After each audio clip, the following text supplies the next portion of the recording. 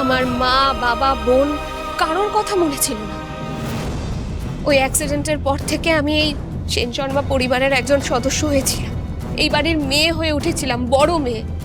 ঋষিকে নিজের ভাই এবং এই গোটা সেন শর্মা পরিবারকে নিজের পরিবার বলে মনে করেছি। শুধু তাই নয়, এত বছর ধরে ওরা আমার চিকিৎসা চালিয়েছে। কিছুদিন আগে আমি আমার চলার শক্তি ফিরে পাই, আর আজ হয়তো ঈশ্বর নিজে চেয়েছেন, তাই জন্য আমি আমার স্মৃতিশক্তি ফিরে পেয়েছি।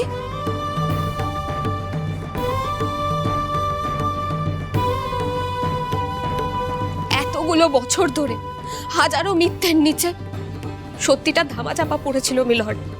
আর যদি সত্যিটা সামনে না আসে তাহলে একজন নির্দোষ মানুষ শাস্তি পাবে। আমার বাবা মার যে আসল হত্যাকারী, সে শুধুমাত্র মিথ্যের জোরে ছল চাতুরি করে অন্য একটা মানুষের উপর দোষ চাপিয়ে ছাড়া পেয়ে যেত মিলন।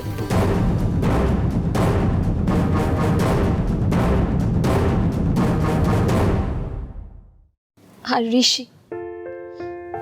ঋষি তো কখনো আমাকে বুঝতেই দেয়নি যে আমি আমার নিজের পরিবার থেকে আলাদা হয়ে আছি। এই পরিবারের একজন বলে আমাকে সব সময় সম্মান দিয়েছে। আমার মুখ ফুটে কখনো কিচ্ছু চাইতে হয়নি ঋষির কাছে। কিছু চাওয়ার আগেই সবকিছু পেয়ে যেতাম। আমার ইচ্ছে অনিচ্ছে সবটার গুরুত্ব দিয়েছে। এমনকি আমার আনন্দের জন্য ঋষি ওর নিজের ইচ্ছেও বিসর্জন দিয়েছে। এই সেন শর্মা পরিবারের প্রত্যেকটা মানুষ আমার কখনো অনাদর হতে দেয়নি।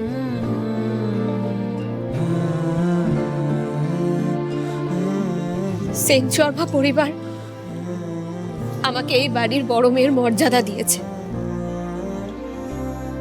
বাবা মা হারানো মেয়েকে এতগুলো বছর ধরে ভালোবেসে সম্মান দিয়ে আগলে রেখেছে, রক্ষা করেছে।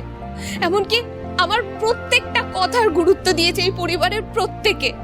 তাই বলছে মিলন, অপ্রতিম সেন শর্মা যদি আমার বাবার সাথে বিশ্বাসঘাতকতা করেও থাকে, তাহলে তার পরিবারের প্রত্যেকে এতগুলো বছর ধরে সেই ভুলের প্রায়শ্চিত্ত করেছে। মিলন, সেদিন পন্ডিচেরিতে যে অ্যাক্সিডেন্টটা হয়েছিল তার প্রত্যক্ষদর্শী আমি।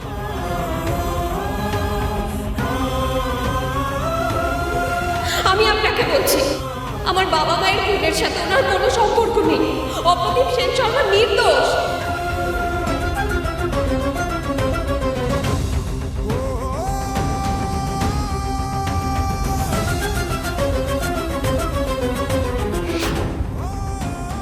মিলন, আমি হাত জোর করে আপনার কাছে অনুরোধ করছি, প্লিজ অপ্রতিম সেন শর্মাকে ছেড়ে দিন। উনি আমার বাবা মায়ের খুন করেননি। অপ্রতিম সেন শর্মাকে যদি আমার বাবা মার খুনের জন্য শাস্তি পেতে হয়, তাহলে আমি বলছি আমার বাবা মার আত্মা কোনোদিনও শান্তি পাবে না। আমার বাবা ব্রিজেশ মিত্র কোনোদিনও চাইতেন না যে তার বন্ধু অপ্রতিম সেন শর্মা কষ্ট পাক। আমার বাবা তার বন্ধুকে চোখ বন্ধ করে অন্ধের মতো ভালোবাসতেন। প্লিজ মিলন, সেই মানুষটার কথা মাথায় রেখে অন্তত অপ্রতিম সেন শর্মাকে ছেড়ে দিন।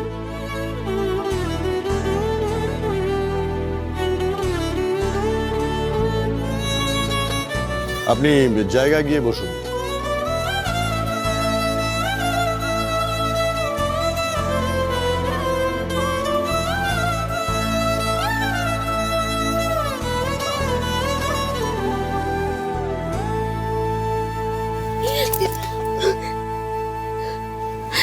বোন,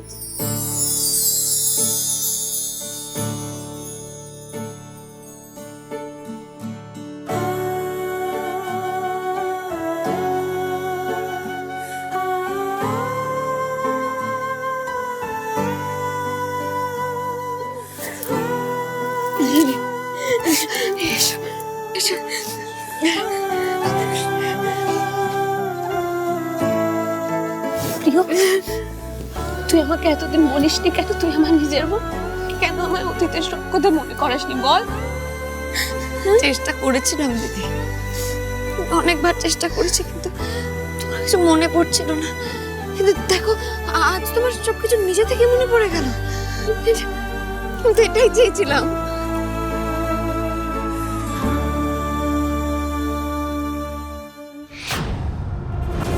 আমাকে ইমিডিয়েট সবটা মনিকা ম্যাডামকে জানাতে হবে।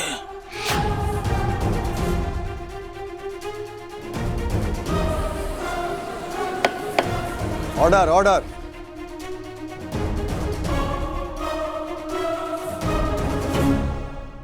সমস্ত প্রমাণ এবং 10ই অক্টোবর 2000 সালে ঘটে যাওয়া পন্ডিচেরি হত্যাকাণ্ডের প্রত্যক্ষদর্শী সুদর্শনী মিত্রের বয়ান থেকে এটাই প্রমাণ হয় ব্রিজেশ মিত্র এবং তার স্ত্রী সুভদ্রা মিত্রের হত্যা অপ্রতিম সেন শর্মা করেননি।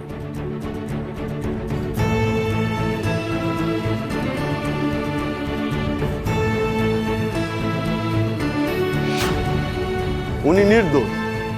ব্রিজেশ মিত্র এবং সুভদ্রা মিত্রের হত্যাকারী আসলে মনিকা সুর।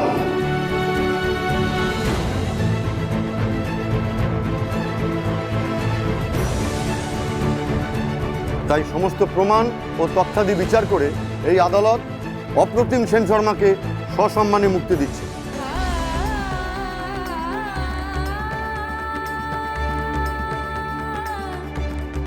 এবং অপরাধী মনিকা সুরের নামে ওয়ারেন্ট জারি করছে।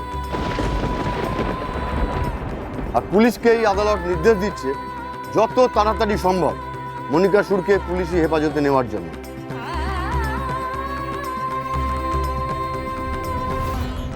The court is adjourned.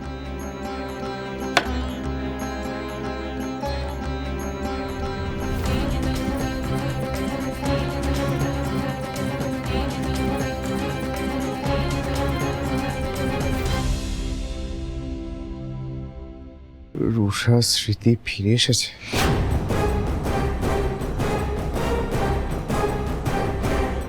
দিদিকে একবার জানাই।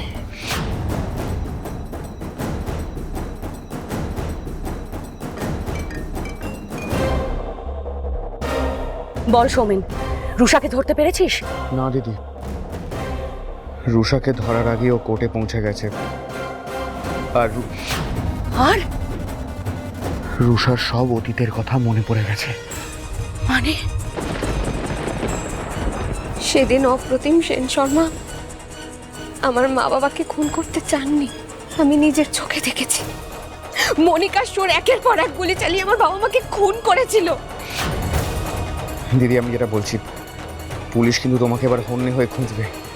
তোমার নামে ওয়ারেন্ট জারি হয়েছে। বাঁচতে চাইলে এই শহর ছেড়ে এক্ষুনি বেরিয়ে যাও, নাহলে তোমাকে কেউ বাঁচাতে পারবে না।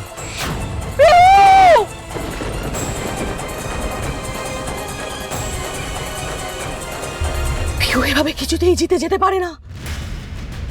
ও কিছুতেই জিতে যেতে পারে না এভাবে। দিদি, আমরা জিতে গেছি।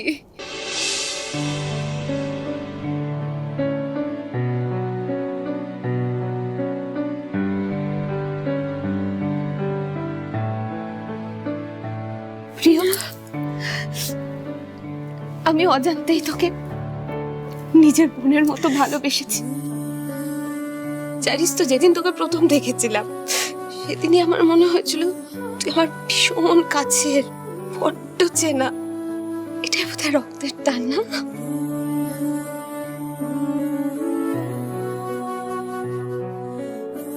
পরিস্থিতি, নিয়তি আমাদের আলাদা করে দিয়েছে দিদি, কিন্তু তুমি দেখো, তোমাকে আবার নতুন ভাবে, নতুন রূপে আমি ফিরে পেয়েছি। এটাই তো আমি চেয়েছিলাম। তোমার স্বপ্ন নিজের থেকে মনে পড়েছে, তুমি এটাই চেয়েছিলে। আজ তোমার জন্য আমরা জিতে গেছি দিদি। অপ্রতিম আকার বেঁচে গেল তোমার জন্য। আমার খুব আনন্দ হচ্ছে, খুব আনন্দ হচ্ছে তোমাকে পেয়ে।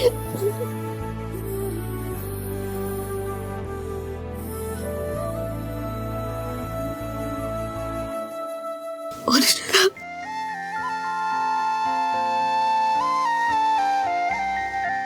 অনুষ্কা,